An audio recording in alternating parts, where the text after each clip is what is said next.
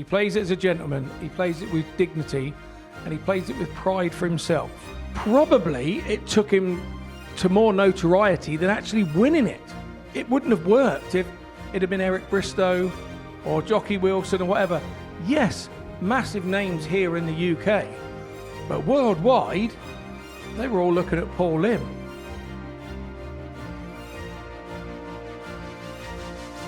Hello, welcome along to the Story of here at the MODUS Super Series, where we are having a look back at the career of Paul Lim, a trailblazer in the world of darts, the first ever player to hit a 9-darter at a World Championship, somebody whose career really has spanned the decades, and still, even in 2025, finding it at the thick end of tournaments, playing at the Lakeside last year, making it through to the final of the WDF World Championships as he lost out to Shane McGurk. Scott Mitchell was actually in the building for that particular final against Shane, and I suppose one of the stories about that particular final was the cult figure that Paul Lim was, somebody that's transcended every generation, somebody that a 5-year-old would have watched, a 25-year-old would have watched, a 65, like every generation would have seen Paul Lim at some point in their lives. And when we talk about careers and we talk about longevity, there's perhaps nobody that's played at the elite level for as long as Paul Lim has. No, I couldn't agree more. I think that that's exactly what Paul Lim is all about. When you hear the name Paul Lim, you think of 40 or 50 years of competing at the darts at the top level, and that's exactly what he's done.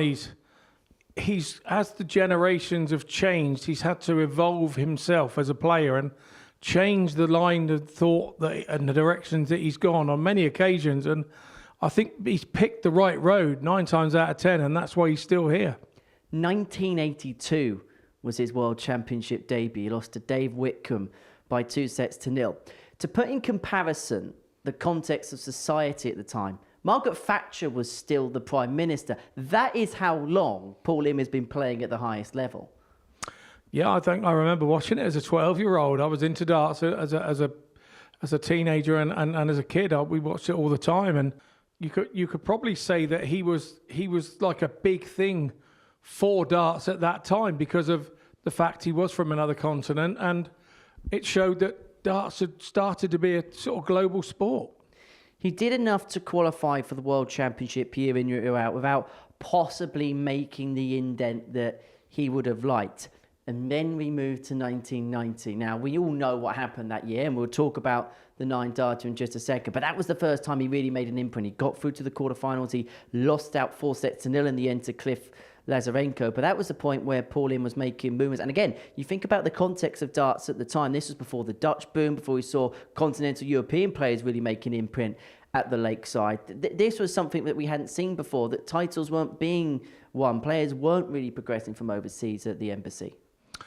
No, they weren't. And I don't know why, but for me, everybody, when that 9-darter kind of happened, they were expecting it to be, you know, the John Lowe or the Bristows or the people of that time, the Bob Andersons, who were all dominating the game at that time.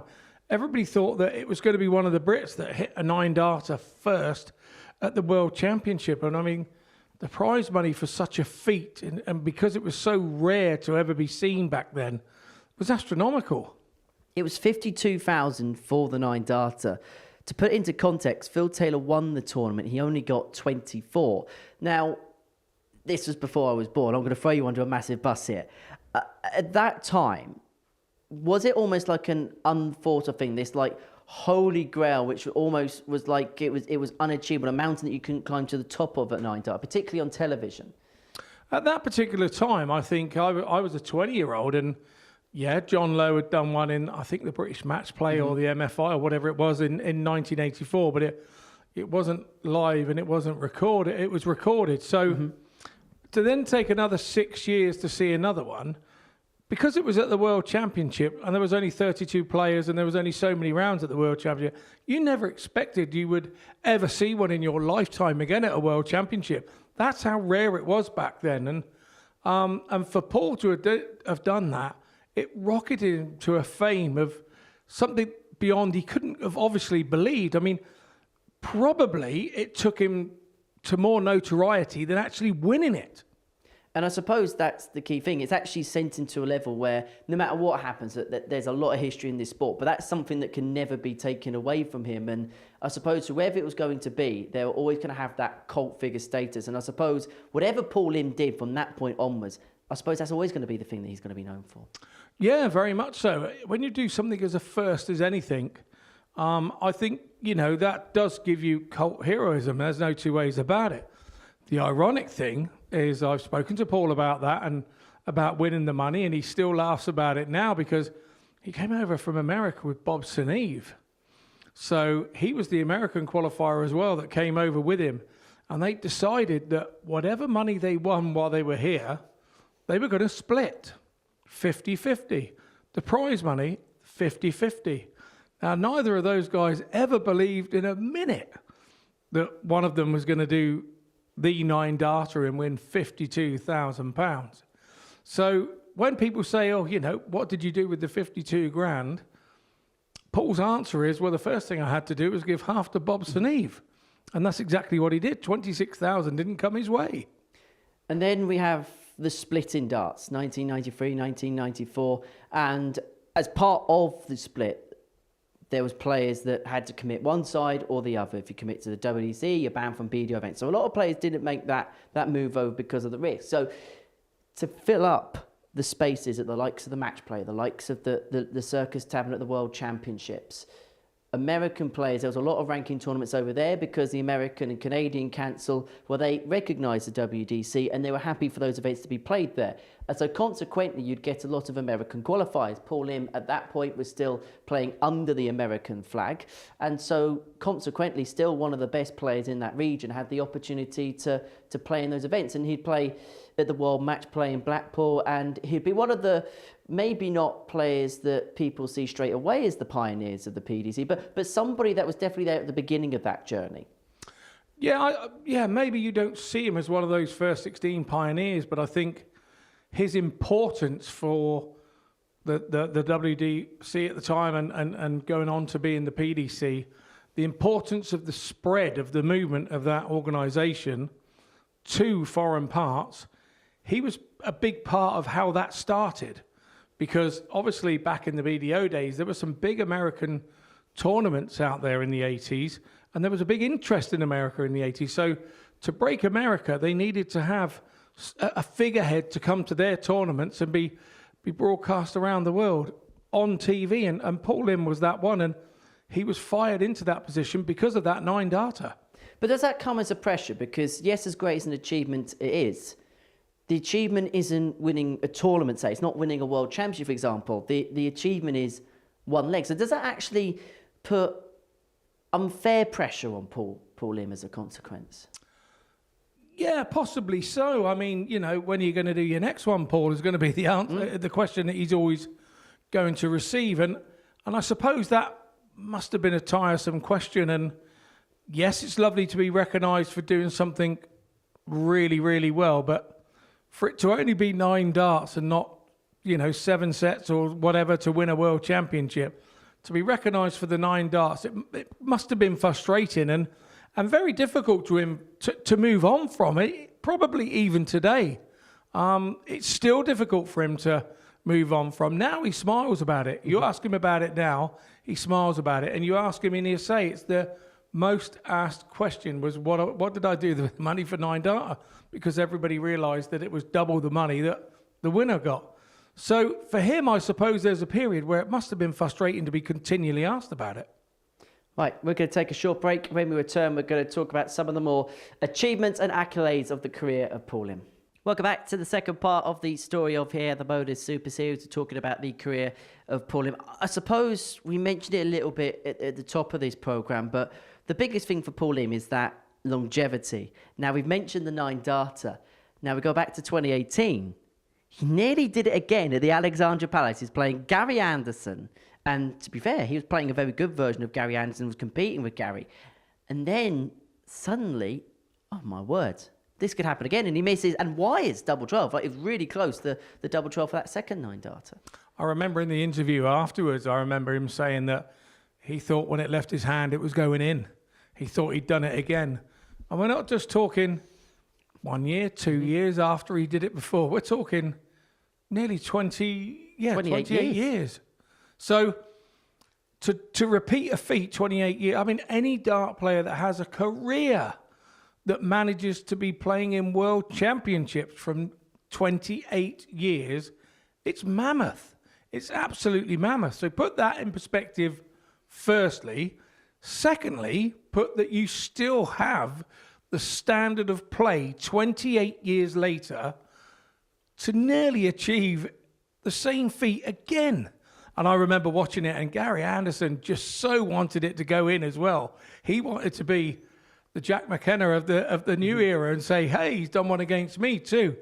It was a monumentous moment. I remember Ali Pali going absolutely wild, and I don't think they could have gone wilder if he'd have hit it. And outside of the steel tip game, which of course he had a long career in, he was one of those pioneers of the soft tip, particularly in Asia. It really did boom around about the mid-noughties going into the early 2010s. He was one of the key pioneers, and he actually won the soft tip world championship, which actually gave him an invite back in those times to Alexandra Palace and to the PDC world championships back in 2013. Yeah, I think even before he won it, he was a real pioneer for the soft tip game. And because he already had that world recognition in steel tip, which was renowned around the world, it was a real no-brainer to go and get somebody like Paul Lim, who is known throughout Asia and the world, to then go and back these machines. And that's what he did. He helped with these machines, getting them around the world. He sort of helped set up a company and was part of a company that made and sold these machines. And because it wouldn't have worked if it had been Eric Bristow or Jockey Wilson or whatever. Yes, massive names here in the UK, but worldwide, they were all looking at Paul Lim.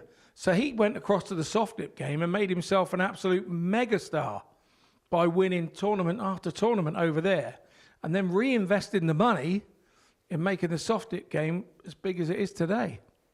This is how big a star Paul Lim is. He's the only dart player in the world that's got his own side quest in an Xbox video game. That's big. That's absolutely big. But I mean, if we talk about Asia and if we move on and we talk about Mikuro Suzuki, I mean, I've been out and been round places where she has been, and people open the door for her. She's that famous. My daughter went to a WDF World Cup in Japan, and they said every time Mikuru walked through, it was like a royalty. People throwing doors open, people getting out of the way. And she said it was exactly the same for Paul Lim. Out in Asia, he's some sort of royalty because of his achievements within darts. And he's still that popular out there, which is why he's still playing soft tip so well. Well, let's talk international then with Paul Lim, because he's played in World Cups in both codes. He's played in a WDF World Cup, he's played in a PDC World Cup, and he's played for numerous nations as well, the United States, Singapore. He's also played a World Cup back in the 80s for Papua New Guinea. He's played a World Cup in 2019 with Hong Kong. I suppose the passport eligibility of Paul Lim is perhaps something which is just as incredible as the longevity and the impact he's had on the international side of the game. Well, these are all places that he moved to try and spread the word of the game. So he's gone off and said, well, we need it to go here. We need it to go to Hong Kong. And off we go with the machines to Hong Kong. And he takes soft tip to Hong Kong and makes it work. And that's why he's represented so many countries.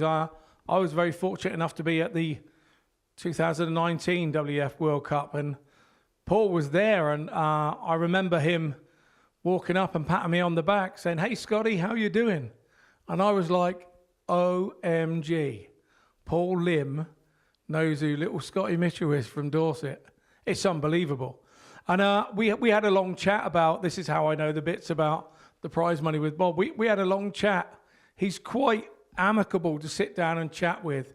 He really is such a kind and generous and nice man that, you know, to spend time with him, you feel very fortunate to be in his presence.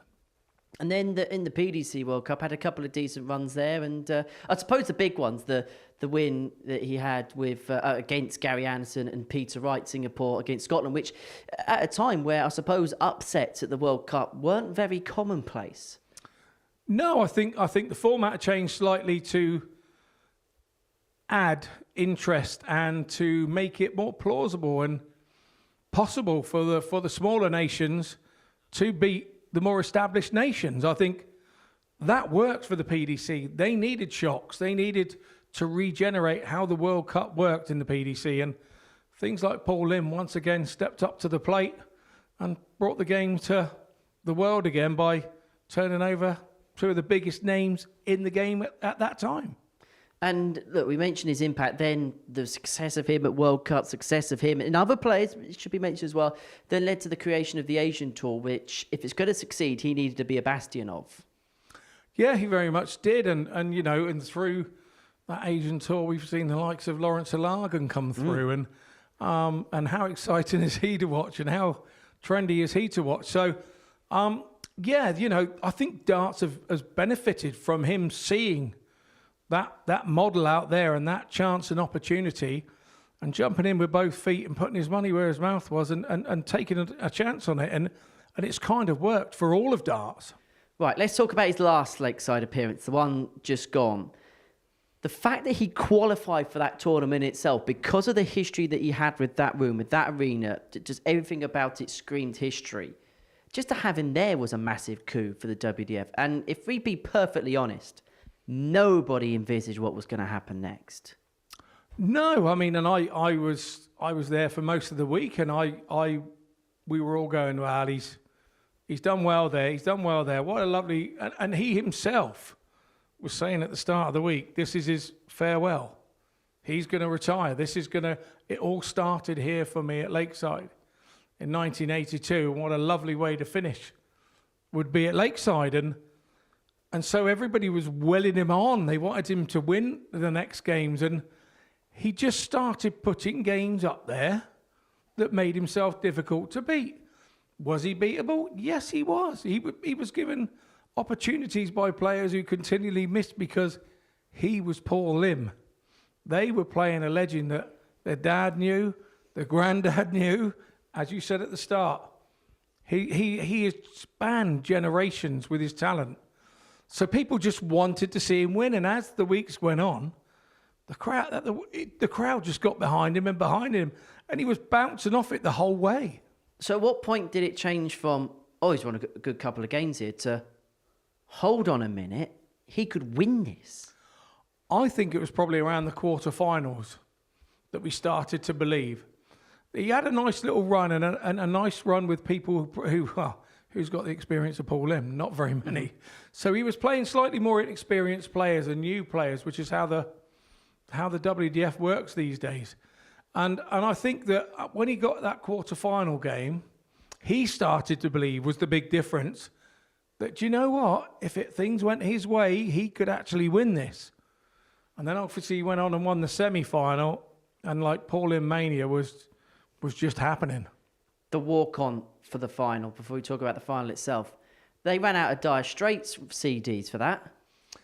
Yeah. I think he shook every person's hand in the place. I mean, he was so happy to be in the final.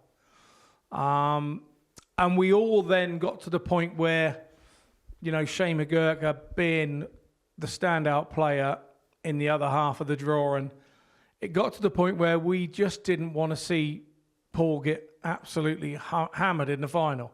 Nobody wanted to see that. And I don't think he wanted to see that either. He was very aware that his chances were going to be limited. But he had a little run there in the final where he started to come back. And it was exactly carbon copy of the two games before. So the crowd then started getting behind him. And for Shane McGurk, it must have been like shooting Bambi, you know, playing him. It must have been so difficult. 5-0 down, and I think everybody thought, because Shane didn't drop a set in the whole tournament up until the final. First of all, he could win the tournament without losing a set, but oh no, the fairy tale's going wrong. And then one gets back, you think, yeah, he's got a set. Two, that's okay. But it goes 5-3 and there's an advert break. Suddenly, the atmosphere changed, and Shane McGurk, crucially, was changing as a consequence. Yeah, he was. He started to... The first set that got back, I think Shane was happy that he didn't beat him to 0. I think that was the case. But what happened was, it was every time then he started to do something special, the whole room was with him. And that room is a very strange room as an atmosphere to play in, particularly a final, because the crowd will sway both ways. They want both players, so they will sway towards the player that is doing the best and in their bubble at that particular time. And I think that kind of maybe put Shane off a little bit, because they'd all been about him while he was winning at 5-0, and then Paul Lim starts to come back. And he gets to 5-3. And I think it was a shame that we had to have the break, because I think he could have gone on. Had it been the old days and maybe on the BBC and no ad breaks and this, that and the other, and maybe just one break or two breaks in the final, he may have got back somewhere near close. But I think the ad break came at the wrong time.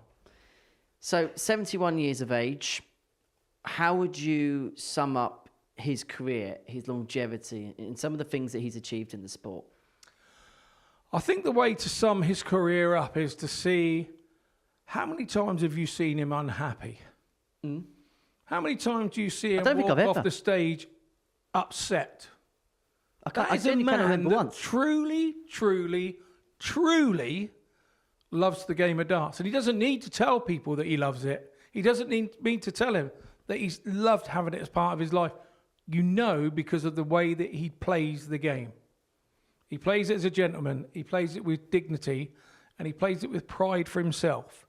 And that's been why he's had the longevity that he's had. And as I said, at the end of that tournament, he was going to jack it all in. He was not going to play anymore. He was going to retire where it started. But it went so well, I asked him afterwards, the hullabaloo had all stopped, the cameras and the lights had turned off. And I said to him, "Still giving it up then, mate?" Oh, he said, "I think I might have another year in me." And that was his answer. And I laughed, we shook hands, and that was the last time I spoke to him. ... I suppose will be the way to sum it up, I suppose. Still more to come? Still more to come, do you reckon? I think we're going to see him for a little bit longer yet. Whether we're going to see him back over here for another World Championship, I think he gets an invite maybe for being runner-up. I think he gets 1 year invite. I'm not 100% sure of that, but I think that's right. So we may see him back again. Maybe this time will be the last time. Never know. Right, Scott, thank you very much. Thank you for watching the Story of here at the MODUS Super Series.